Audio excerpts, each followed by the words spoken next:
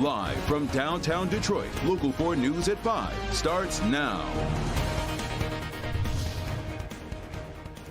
A new person of interest is in custody for the Samantha Wall murder, but Detroit police are still keeping details of the investigation close to the vest. Thanks for being here with us for the news at 5 o'clock. I'm Kimberly Gill. And I'm Damon Fernandez in for Devin Skillian. Samantha Wall was found stabbed to death outside of her home in October last month. Someone was detained by police but released days later without any charges. Sean Lee is live joining us now with more. So, Sean, it's unclear if this new person of interest is the same guy police arrested before. Kimberly and Devin, as Devon, we've been working this all day. Here's what we can tell you for sure. This is not the same person investigators a few weeks ago went to Kalamazoo, talked to, picked up, brought to jail here, and then released. That person has been released and cleared after some statements he made were kind of, I'm told, ambiguous. Now, this is a different person who apparently now is in custody. We know that, but also because of investigators, we are told, working hours, if not days, of video around the Samantha Wall's neighborhood in Lafayette Park and beyond, coming up with this suspect. Members of the Jewish community looking for more information, however, about who this person is and what the motive may be.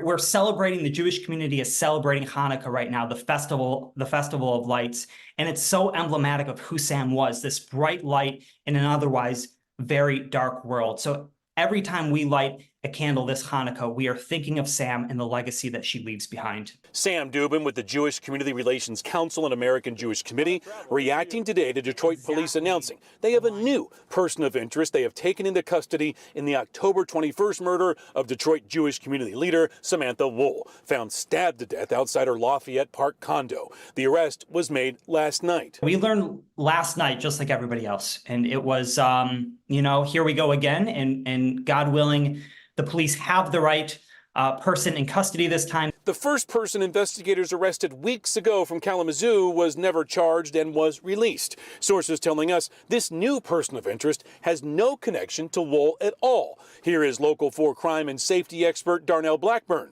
Whoever this was lying in wait for her. So it really speaks to, even though DPD did not report that somebody broke in, whoever this was, they were lying in wait and they were able to gain entry. From the very start, Detroit Police Chief James White said Wall's murder was not tied to any hate crime or anti-Semitism. But with a new suspect being held who apparently has no ties to Wall, does that statement still apply? It's raising new questions. We wish for more communication from the Detroit police. We feel very in the dark through this process. Sunshine is the best disinfectant. So more communication, the better. We're hopeful, and we're standing by. But right now, city officials and the community, the public being told by DPD, look, they have this person in custody, calling this person a person of interest. They are not going to talk anything more about details because of this investigation, the integrity, they say, of the investigation. But guys, I can tell you, investigators working hours, if not days, going over all the video. You imagine all the cameras in that area, coming up with a person they believe may be responsible. We'll stay on it. Back to you. All right, thanks, Sean. Well, charges could soon be announced after a 5-year-old was shot and killed in Detroit over the weekend. Detroit police say that child, along with 4 siblings, were left unsupervised at home on Greenfield near McNichols. We're told the father was working on a car when the 5-year-old got access to an unlocked gun and shot himself. Both the child's mother and father are facing charges right now. Detroit police are investigating a deadly shooting in southwest Detroit. A man in his 40s was found shot to death at a home on Electric Street near Fort and Outer Drive just after 9 this morning. Local 4 cameras were rolling as a body was taken away from the home. Police don't have much information to share at this hour, but are asking for tips from the public. And turning now to new arrests announced today in Ferndale, where police say they've arrested several men who disguised themselves as officers and broke into a home back in August. Pamela Osborne is on this story for us. And Pamela, we understand license plate reader technology helped track down these suspects. Damon, that's right, and that technology is new here to the city of Ferndale, and it turned out to be key in helping officers investigating this case.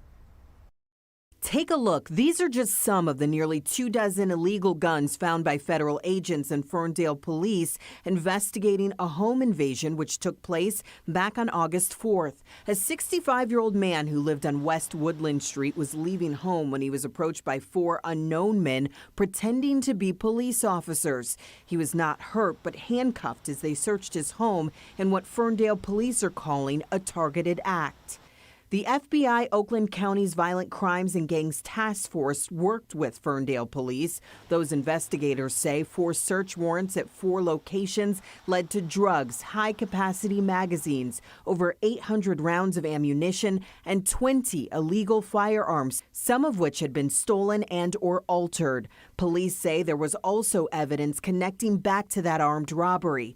43-year-old Edward Clay, 37-year-old Trevor Glynn, and 31-year-old Bernard Gardner were arrested and arraigned on felony charges today. And those charges are for the home invasion as well as the armed robbery and firearms charges.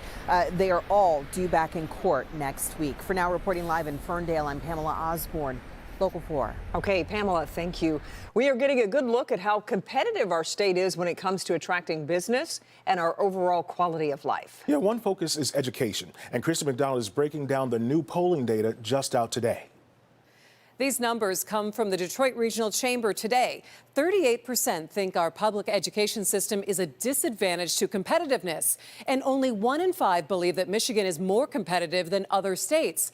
On the Daily Plus Live today, I talked with pollster Richard Zuba with the Glenn Gariff Group, who crunched the numbers here about why voters feel this way. Voters are telling everybody, if you want to make changes in the future of Michigan, it has to go through education, specifically our public schools. This is not just this survey. We see this in all of our surveying, that the voters of Michigan overwhelmingly believe strong public schools, both funded and student performance, are essential to moving the state forward and making the state competitive. And I think it's easy to get distracted and take your eye off the ball. But, we tested these 9 factors, and there were only 3 of them that voters said were a disadvantage to the state. And one of those factors was our state's public education system. Another factor that was a disadvantage, and I don't think this will shock anybody, is our state's infrastructure. And I think those are the things voters are saying, really, you have to pay attention to, and that's where there's going to be shifts in competitiveness.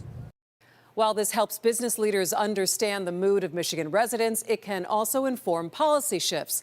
Look for the theme of the economy to hold throughout the 24 election. The vast number of voters here in Michigan say their economic situations are stable or improving, but have negative views overall about the economy, specifically inflation and cost of goods. I'm Christy McDonald. Back to you. Okay, Christy, thank you. Turning now to East Lansing, where new MSU president Kevin Guskowitz spoke this morning at a news conference. The university's Board of Trustees unanimously approved his hire Friday during a meeting.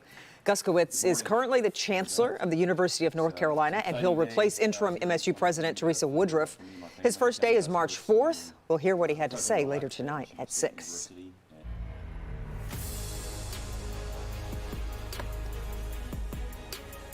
Well, it definitely was not pretty for the Lions yesterday. Turnovers, penalties played a major factor in their 28-13 loss to the Bears. Yeah, Bernie joins us now. And Bernie, there, I guess it's safe to say, is definitely room for improvement right now.